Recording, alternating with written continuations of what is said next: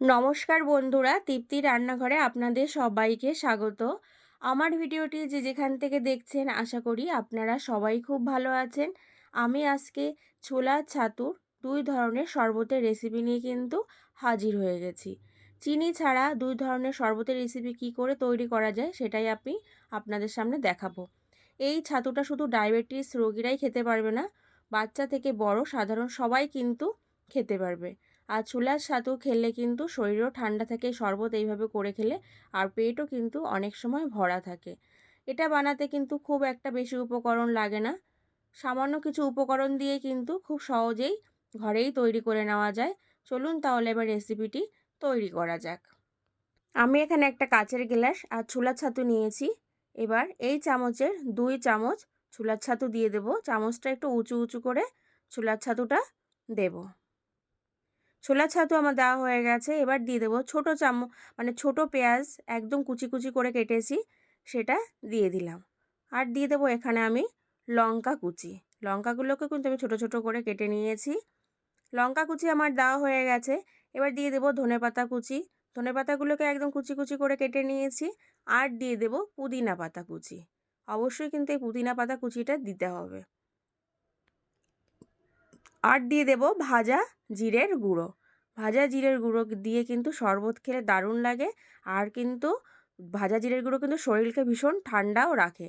এবার দিয়ে দিতে হবে পরিমাণ মতন জল। আমি এখানে বিট লবণ ব্যবহার করেছি, আপনারা চাইলে রেগুলার রান্নায় যে সাদা লবণ ব্যবহার করা হয় সেটাও দিতে পারেন। আর দিয়ে দিলাম হাফ পাতিলেবুর রস। পাতিলেবুর রস আমার দেওয়া হয়ে গেছে। এবার চামচের সাহায্যে ভালো করে মিশিয়ে নিতে হবে, যাতে ছাতুটা একটুও জমাট বেঁধে না থাকে, খুব সুন্দর যাতে মিশে যায়। আমার কিন্তু প্রথম শরবতের রেসিপিটা তৈরি হয়ে গেল। এইভাবেই প্রথম শরবতের রেসিপিটা তৈরি করে খেয়ে দেখুন, আশা করি সবার কিন্তু খুব ভালো লাগবে। আর ছোলার ছাতু কিন্তু শরীরও ঠান্ডা রাখে আর পেট কিন্তু অনেক সময় ভরা থাকে। এর উপর দিয়ে দিয়ে দেবো সামান্য একটুখানি আবার জিরের গুঁড়ো। তাহলে রেডি হয়ে গেল আমার ছোলার ছাতুর শরবত। এবার দ্বিতীয়টা বানানোর জন্য আমি আরও একটা কাচের গ্লাস নিয়ে নিলাম। এই কাচের গ্লাসে আমি যে আগে ছাতুটা ব্যবহার করেছি সেই একই ছাতু দিয়ে দেব 2 চামচ।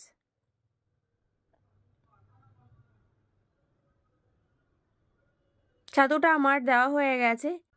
এবার দিয়ে দেবো 1 চামচ পুদিনা পাতার রস। আমি এখানে রস ব্যবহার করলাম, আপনারা চাইলে পাতাটা কিন্তু বেটেও ব্যবহার করতে পারেন। আর দিয়ে দিলাম ধনেপাতা কুচি। আর দিয়ে দেবো এখানে কাঁচা লঙ্কা কুচি। বিট লবণ ব্যবহার করেছি, আপনারা চাইলে সাদা লবণটাও কিন্তু ব্যবহার করতে পারেন, যেটা রান্নায় ব্যবহার করেন। আর দিয়ে দিলাম ছোটো চামচের 1 চামচ জিরের গুঁড়ো। পরিমাণ মতন দিয়ে দেবো এবার জল। জলটা আমার দেওয়া হয়ে গেছে। এবার আবারও হাফ পাতিলেবুর রস কিন্তু দিয়ে দেব। পাতিলেবুর রস দেওয়া হয়ে গেছে। আবার চামচের সাহায্যে কিন্তু খুব ভালো করে মিশিয়ে নিতে হবে, যাতে কোনো জমাট বাঁধা অংশ না থাকে। পুদিনা পাতার রস দিয়ে ছাতু শরবতটা খেয়ে দেখবেন, আশা করি আপনাদের সবার খুব ভালো লাগবে। আর পুদিনা পাতার রসও কিন্তু শরীরকে ভীষণ ঠান্ডা রাখে। তাহলে আমার কিন্তু দুটো রেসিপি কিন্তু রেডি হয়ে গেল। আমি কি করে দু ধরনের শরবতের রেসিপি তৈরি করলাম আপনারা তো অবশ্যই লক্ষ্য করেছেন।